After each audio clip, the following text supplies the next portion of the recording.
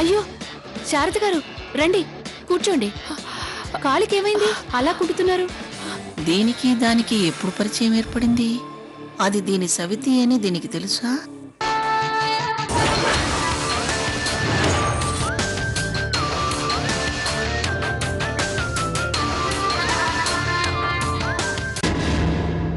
ఇవి నీకు బాగా తెలుసట కదా?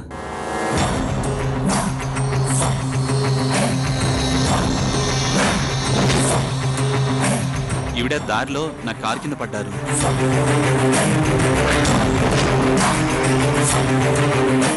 జనం పోగై నన్ను తిడుతుంటే నా తప్పేం లేదని ఈవిడ వాళ్ళ నోరు మూయించారు. ఏమిటి దీనికి అంత మర్యాద ఇస్తున్నాడు?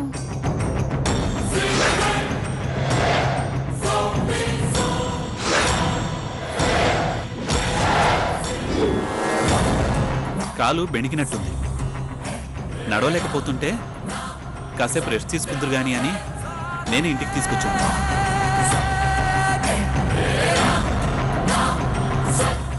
అవును, నీకు తెలుసన్నావు, మాట్లాడవేంటికి రాని?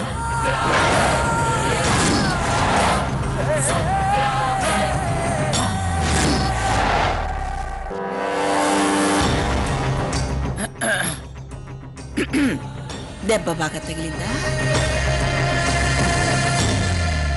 పెద్ద దెబ్బేం కాదండి. గట్టిగా జాడిస్తే తగ్గిపోతుంది.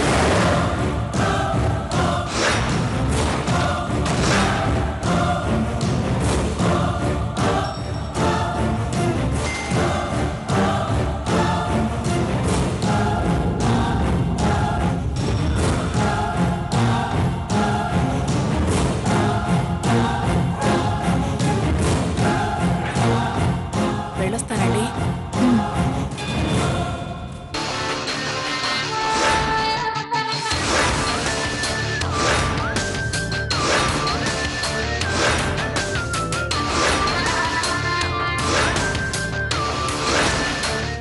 వెళ్ళొస్తానండి. అరే నేనొచ్చి మిమ్మల్ని ఇంటి దాకా డ్రాప్ చేస్తానండి. రండి, డ్రాప్ చేస్తాను. నొప్పేం లేదు. నొప్పి లేదంటుంది కదా. కాలు కదిలిస్తేనే నొప్పి త్వరగా తగ్గుతుంది.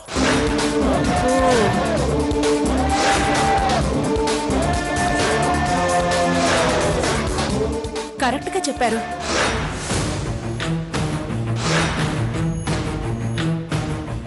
నొప్పుల గురించి గాయాల గురించి బాగా తెలుసు కదా మీకు. అదే పెద్దవారు, అనుభవం ఉన్నవారు.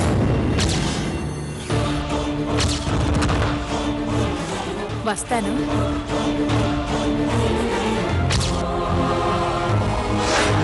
వెళ్ళొస్తానండి. నమస్తే.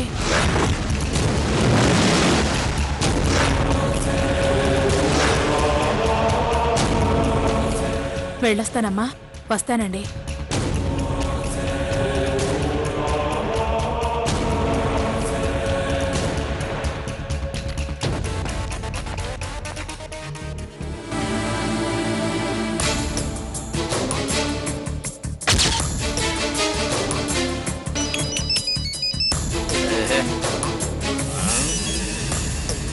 హలో బాబాయ్, నేను బాబాయ్ సీతని మాట్లాడుతున్నాను.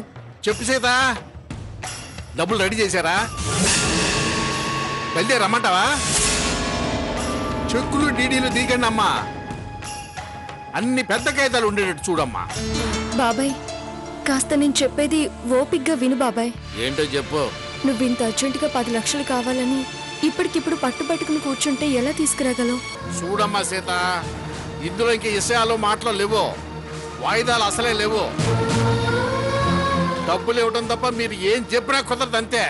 అసలు మేము ఇవ్వము అనడం లేదు కదా బాబాయ్, కొంచెం టైం ఇవ్వమని అడుగుతున్నాం అంతే. మాటలు అనవసరం అమ్మా, డబ్బు కావాలంతే. మళ్ళీ ఫోన్ అంటూ చేస్తే డబ్బులు పట్టుకెళ్ళమని చెయ్యి, వస్తా. బాబాయ్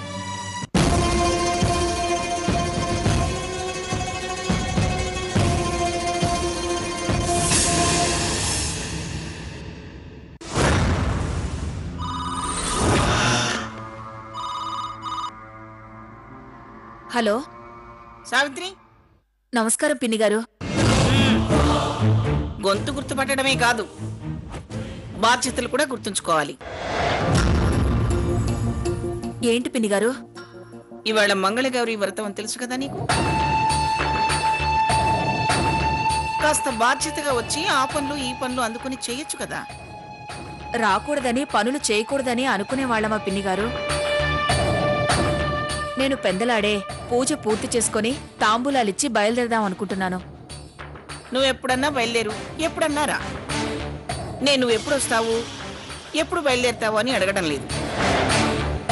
రేపు ఇంటికి కాబోయే కోడలు నా మనవరాల్ని ముందే పంపించచ్చు కదా. మా పద్ధతులు తెలిసినట్టు ఉంటుంది. మేమెంత ఘనంగా మంగళగౌరి వ్రతాలు చేసుకుంటామో చూసినట్టు ఉంటుంది. నీలా ఇత్తడి చెంబు మీద ఒక కొబ్బరికాయ పెట్టి తూతూ మంత్రంగా చేసుకుంటామా ఏమిటి? బంగారు కలశం మీద సువర్ణ గౌరీదేవి అలంకారం చేసి అద్భుతంగా చేసుకుంటాం.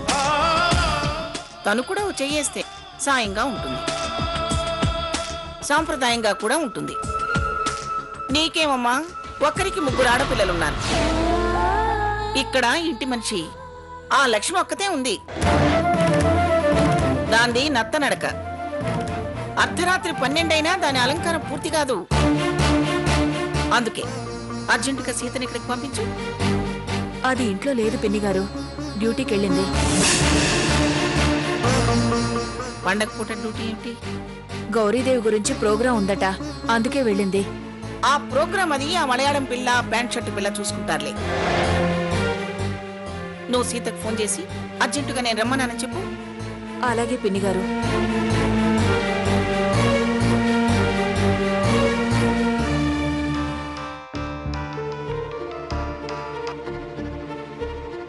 ఏంటమ్మా? సీత, మంగమ్మ గారు ఫోన్ చేశారే. ఏంటంట? ఇవాళ వాళ్ళ ఇంట్లో వ్రతం అని చెప్పింది కదా, కాస్త సాయంగా ఉంటుంది సీతని పంపించని ఫోన్ చేశారు. అమ్మా, నేను 1,00,000 టెన్షన్స్ లో ఉన్నాను. యువతలో అర్జెంట్గా రికార్డింగ్ ఉంది. అటు బాబాయ్ డబ్బుల కోసం ప్రయత్నం చేయాలి. ఇప్పుడు నేను వెళ్ళడం కుదరదమ్మా. అలా అంటే ఎలానే? నాకు కుదరకపోతే నేను ఎలా వెళ్ళగలను చెప్పు? వీలైతే సాయంత్రం కుదిరితే పేరెంటానికి వెళ్ళొచ్చులే. అది కాదే, ఆవిడ కోపం వస్తుందే. వెళితే యువతలో నా ఉద్యోగం ఊడుతుంది. తర్వాత మనకున్న కాస్త పరువు కూడా పోతుంది. మరి ఆవిడకి ఏం చెప్పను? చెప్పేదేమీ లేదు. ఆవిడికి కావాల్సింది పని సహాయమే కదా. స్వర్ణను పంపించు. అదంటేనే ఆవిడకి పడదు. దీనికి కూడా ఆవిడంటేనే ఉరుములు మెరుపులు. ఆవిడ అవేమీ పట్టించుకోదు. పనికి ఒక పని మనిషి వచ్చిందని సంతోషపడుతుంది. నువ్వు స్వర్ణను పంపించు, నేనుంటాను. సీత, సీత,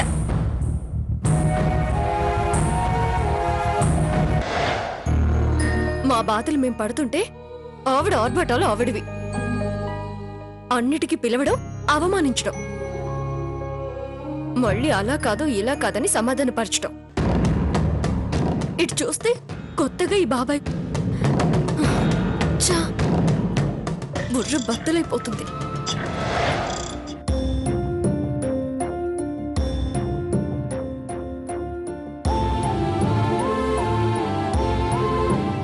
సీత,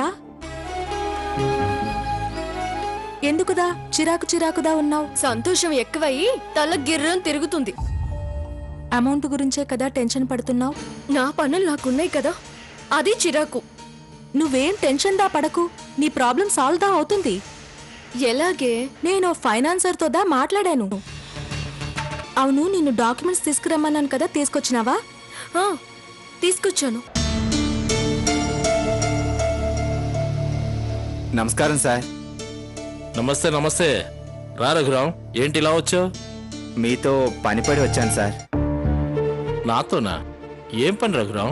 సార్, దేవుణ్ణి వేడుకునేది, ఫైనాన్షియర్ని కలుసుకునేది ఎందుకంటే ఏం చెప్తాం సార్? అక్కడ కష్టాలు తీర్చమంటారు, ఇక్కడ అప్పు ఇవ్వమంటారు. డబ్బు కావాలా? అవును. నీకంత అవసరం ఏమొచ్చిందయ్యా? అవసరం నాకు రాలేదు సార్, నాకు బాగా కావాల్సిన వాళ్ళకి వచ్చింది. వాళ్ళు మిమ్మల్ని కలవడానికి వస్తే లేదని చెప్పకుండా తప్పకుండా సాయం చేయాలి. నీ మాట కాదంటానా? తప్పకుండా డబ్బిస్తాను. మీనాక్షిని వెంట పెట్టుకుని వస్తుంది, గుర్తుంచుకోండి. ఇదేదా సీత, ఇక్కడ ఆపు. ఇక్కడేనా? కూర్చోండమ్మా. పేపర్స్ తెచ్చావా? తెచ్చాను. ఇదిగోండి.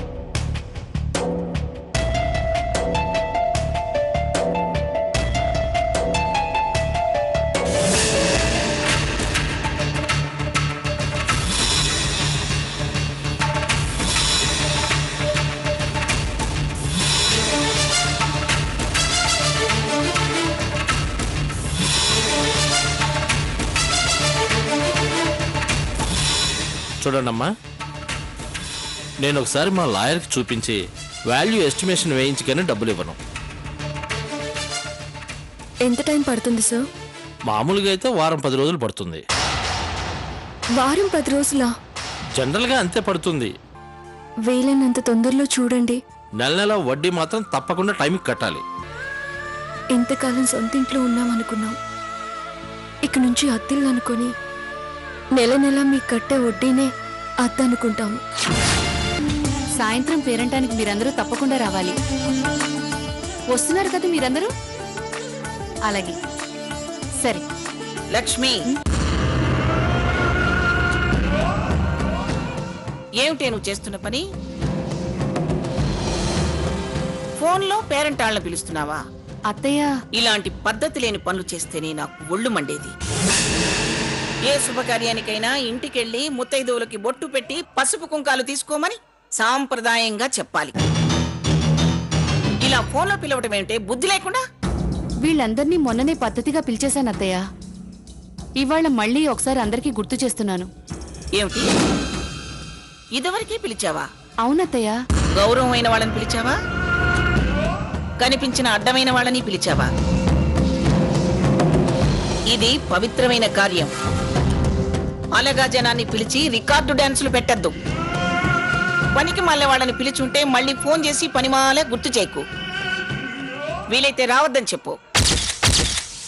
ఏ వినిపించిందా?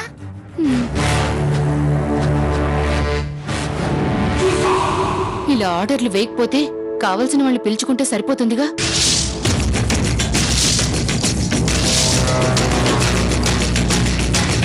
కుర్చీలో లేకపోతే నేనే వెళ్ళి పిలుచుకునేదాన్ని.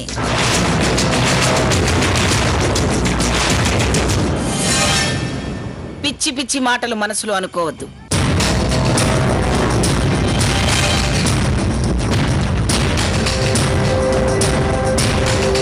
ఆవిడ చాదస్తం గురించి ఆవిడికి తెలుసు, అందుకే మనసులో మాట చెప్పేస్తోంది.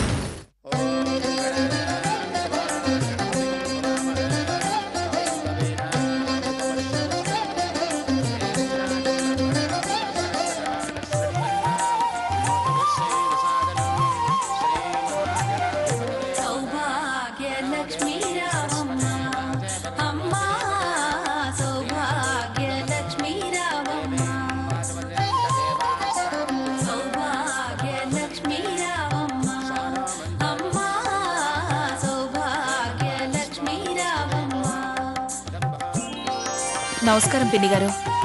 సావిత్రి, సీత రాలేదా? ఆఫీస్ నుంచి డైరెక్ట్ గా ఇక్కడికే వస్తానండి.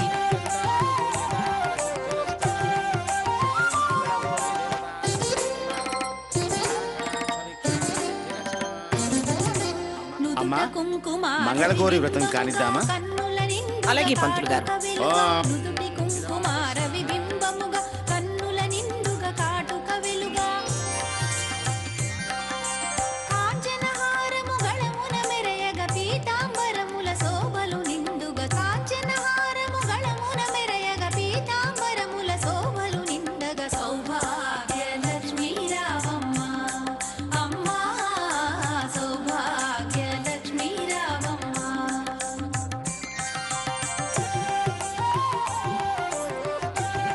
అమ్మా, దీపారాధన చేయండి.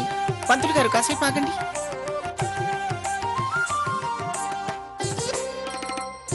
నా మనవుడి కాబోయే భార్య వచ్చిన తర్వాత హారతి ఇవ్వాలి. అలాగేనమ్మా.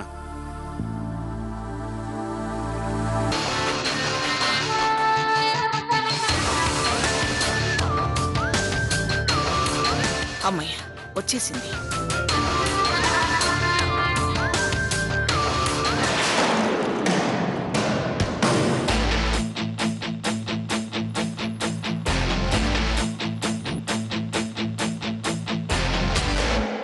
లక్ష్మి కొంచెం మంచినీళ్ళు తీసుకురా.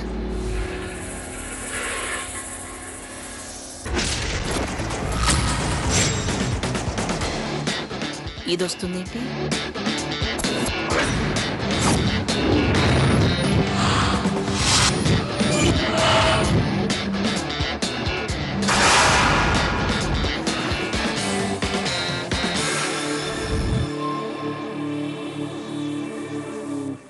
నమస్కారం మంగమ్మ గారు.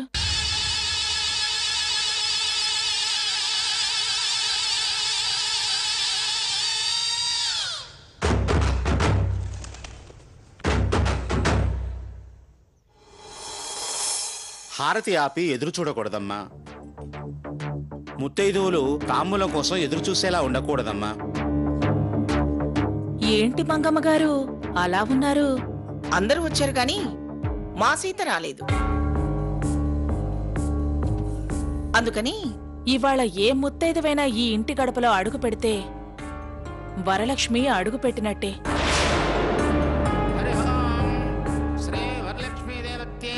శారద గారు రండి.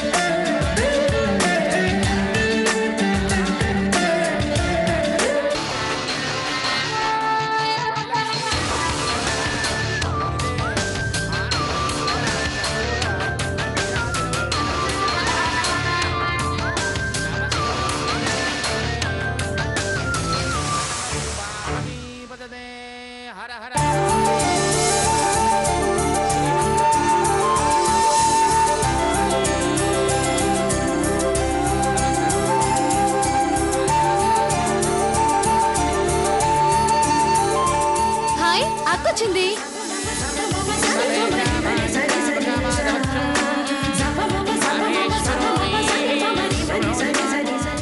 రా సీత, ఎందుకింత ఆలస్యమైంది? హారతి తీసుకోమ్మా.